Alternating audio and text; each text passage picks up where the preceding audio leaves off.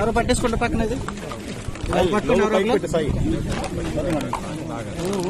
కింద కింద లోకల్ పైకి వెళ్ళిపోయింది మేడం గారు కనిపించట్లేదు.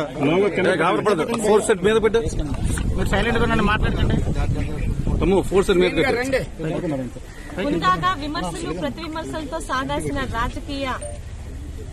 రాజకీయాన్ని 5 సంవత్సరాలు భ్రష్టు పట్టించి గత 5 సంవత్సరాల్లో నిజాలు మాట్లాడినా విమర్శించినా కూడా అనేక సెక్షన్లతోని ప్రతిపక్షాల మీద ప్రశ్నించే ప్రజల మీద తప్పుడు కేసులు తప్పుడు సెక్షన్లు పెట్టిన ఆనాటి వైసీపీ ప్రభుత్వంలో మంత్రి కాకముందే మంత్రి పదవి గురించి ఆశించి ఈనాటి ముఖ్యమంత్రి ఆనాటి మాజీ ముఖ్యమంత్రి అయిన చంద్రబాబు నాయుడు గారి మీద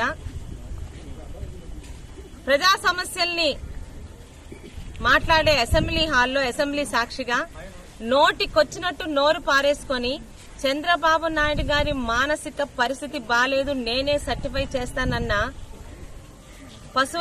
మాజీ పశువుల మంత్రి గారి మీద ఈరోజు పలాస టీడీపీ కుటుంబ సభ్యులందరూ పోలీస్ స్టేషన్లోని కంప్లైంట్ ఇవ్వడం జరిగింది. దాన్ని ఎఫ్ఐఆర్ కూడా రిజిస్టర్ చేయమని చెప్పాము, వాళ్ళు చేస్తారు.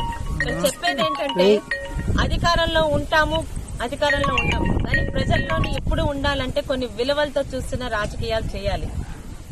నోటు పారేసుకునే వాళ్ళకే మంత్రి పదవులు ఇస్తానని చెప్పిన జగన్మోహన్ రెడ్డి ప్రాపకం కోసం